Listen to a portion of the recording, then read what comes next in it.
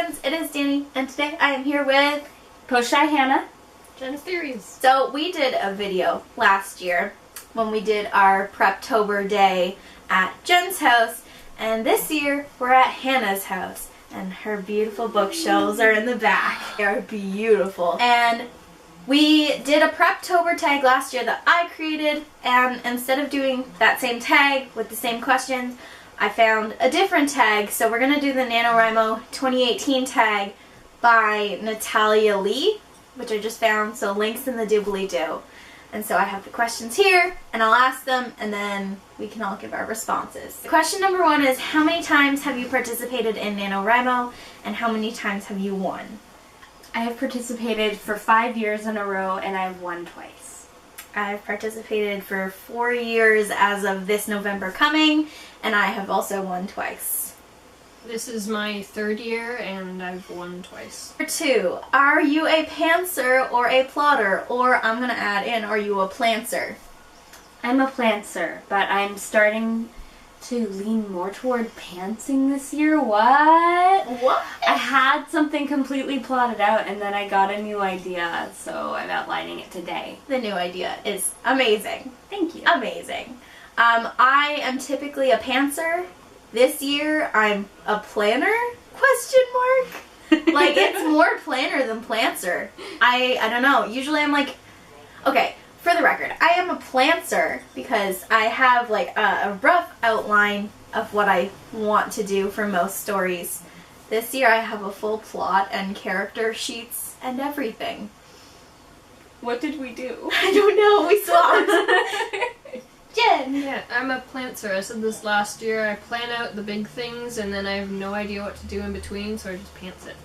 Awesome. Accurate portrayal of every nano for me. Number 3 are, what are the titles of the projects you have attempted / completed for the past nanos?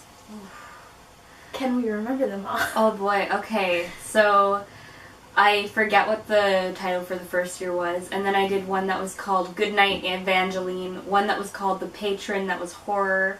Goodnight Evangeline was a mix of contemporary and steampunk, going back and forth.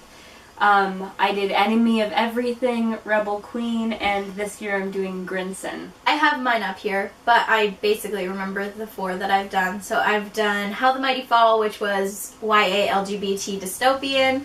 I did Save the Date, which is now Speak Now, and that's one of the ones I won with. How the Mighty Fall was the other one that I won with. Map Me the Stars, which was Space Peter Pan LGBT last year.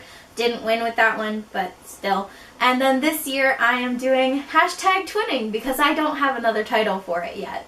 The first year I did Nano, I did Shout with the Wind. Last year I did Cloaks of Shadow. And this year I'm doing Liars. 4, what are you working on for Nano this year? I am working on a fantasy retelling of a classic holiday tale, and it's called Grinson. But it's like, it's very, like, dark fantasy, like, kind of creepy, but there's this juxtaposition between, like, whimsical fantasy and creepiness. Sorry, that's my guinea pigs. Casually hearing the guinea pigs fighting. I am working on a YA contemporary this year because it's not me if it's not contemporary. Space Peter Pan and How the Mighty Fall were, like, one-shot wonders of me actually trying to do something other than contemporary. But it is about twins and family and all things good with a very cute love interest. I'm working on a YA mystery romance set in medieval times. We're on 5. So what is one tip you'd give someone else that is participating in Nano? I'm assuming they're participating for the first time, or they have only participated a couple of times, and so they need, like, tips and tricks on how to succeed at Nano in any way they can. So my big thing would be to treat your novel like you would a spouse or a significant other, or like self-care even. Like, make the time in your day to write, make it a top priority, and when you start to feel tired or you don't know what to do next, go on a date with your novel. Go out, see your city, and go through the eyes of a tourist and think about how your characters would react in the environment, or see if you can pull inspiration from what's around you. I love that. I think my biggest thing that I probably needed to know the first couple of times I did Nano is to embrace the suck. That's like my number one thing. I always tell myself that going into Nano, I need to embrace the suckiness of my first draft, because it's your first draft. You're basically creating this story from scratch. You don't have all the ideas down, and you don't have everything that you want for that novel planned out yet, and that's okay. And you just need to basically accept that the first draft is gonna suck, but it's gonna get done, or at least partially done, by participating. And the fact that you're writing every day and actually like working towards finishing that first draft is only going to make your later drafts even better. I would say don't over fuss, or just don't fuss in general over your novel. A lot of people do fuss over it because, you know, it's your project, but don't worry too much about it. Like, if you don't meet the goal for the day, then don't worry about it. Don't freak out. Don't freak out, basically. I agree with that very much, because like as soon as you start freaking out about it and you start editing what you've already written, then you're not moving forward. You're just kind of taking 2 steps back by doing all of the things that you're not supposed to do in Nano, which is edit and worry and care about what the first draft is going to look like. There's a time to edit your project, but Nano isn't it. Exactly. Unless you're like actually using Nano to edit said project, in which case go ahead and freak out about those things. What was the inspiration for this novel that you're writing this year? Do you remember when the inspiration hit you? I don't remember when the original inspiration hit for the short story that I wrote first, but I was at a Halloween thing last night with Jen called Fort Fright, which is in our little community, and it's like this haunted walk kind of thing. And I got this idea, and it just started turning and turning in my head, and it was based off of one of the costumes there. So that's where it came from. My story's about twins, and I have encountered a lot of like twins in my life, which is really weird because like it's not something that people encounter very often. Like you see a set of twins and you're like, oh, it's twins, and you can tell. But like I have a set of twins that are like really close friends with me from high school, and I think like knowing them and seeing how different they are, even though they look very similar, kind of sparked this idea about writing about a set of twins, or a lot of twins in general. So I think high school, like 2 years ago, it's been a story that's been brewing for a while.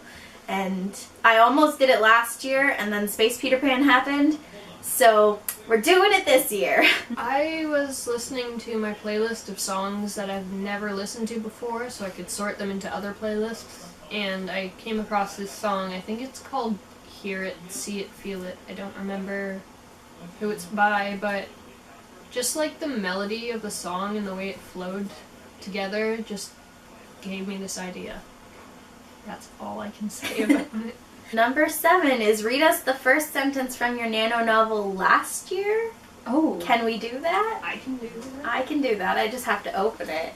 I actually remember it. Oh, that's good. Yeah, because I've edited it so much in the past Space year. Fan. Okay, so Hannah knows hers. Mine is Somewhere in the World Above, Rain Was Falling.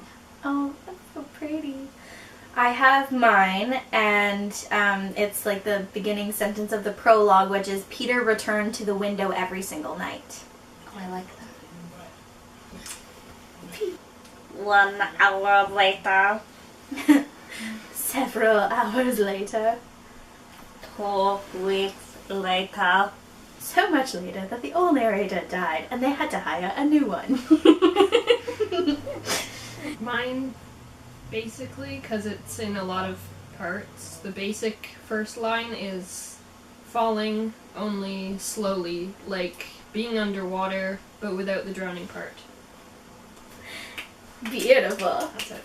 8 is, what do you plan to do with your manuscript after Nano? Well, if I don't follow my usual pattern of, like, trying to edit it and then just using it for my NaNoWrimo novel next year, You got it. words, then I'd really like to polish this one up and try sending it to a publisher. Hello, Haru. Haru, why? Hello. Did you miss us? For me, I hope that I can polish it up and send it out and maybe find an agent with this one, because hashtag the struggle is real in the query trenches. But yeah, I hope that I can actually finish this one during Nano, because 9 times out of 10 I don't finish the novels that I write for Nano during Nano. I don't think I ever have finished one during Nano. I've always finished them a couple of months after that, and then never done anything with them until recently with Speak Now. So I'm hoping to do more with this novel than I have with my other ones, and actually finishing it, if not having it mostly finished, to polish up, send to agents, send to publishers. It depends on how I feel about my novel after I'm done writing it, and I probably won't finish writing it during November. I only just finished writing my one from last year recently. So if I feel like it's a good story, I'll probably edit it and try to send it out and get an agent or get it published or whatever. But if not, then see ya. Next story, please. Next story, please. Number 9 is the last question, and it is, are you prepared for Nano or are you nervous? Considering you just got the idea for it last night, and we're halfway through October? Oh. Oh no, oh no, oh no, oh no. Someone else go. Hannah, are you okay? I'm quite nervous because I have it sort of planned out. I have the beginning and the end, but none of the middle. So I'm a bit nervous, but I think I'll be okay, but I'm still nervous. For me, I don't feel nervous about writing it just because it's in my wheelhouse and I'm confident that I can get it written. What I am nervous about is on the first day of November, I have to have surgery. So it's basically going to be like last year where I had a surgery mid-Nano, even though it's starting at the beginning. So I'm going to just announce it now. I'm going to rebel this year, or rebel, and I'm going to write before Nano happens so that I have some words to put into the first few days when I don't feel like writing at all. So I'm not nervous about what I'm writing. I'm not nervous about how I'm going to get the writing done. It's just about how I'm going to feel about doing it, because I'm not going to feel like doing much.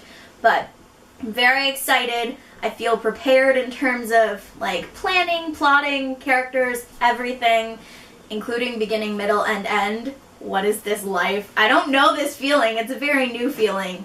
But I'm excited and kind of nervous about the whole surgery thing mixing in with that, but I'm excited. Okay, so that is it for this video. This is kind of like my announcement thing that I'm doing Nano, and I'm doing it with friends. Yay. And we're gonna have local write-ins and weekly Nano vlogs, so prepare to see a lot of these guys' faces.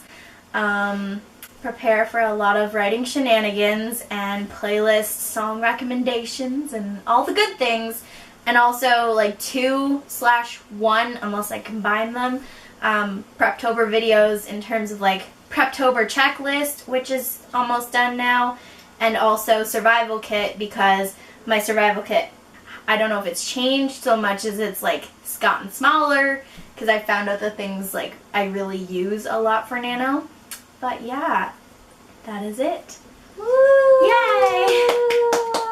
So that is it for this video, you guys. I don't know what my next one's gonna be, but whatever it is, I'll see you guys in that one. Happy reading, friends! Ready? Bye! Bye!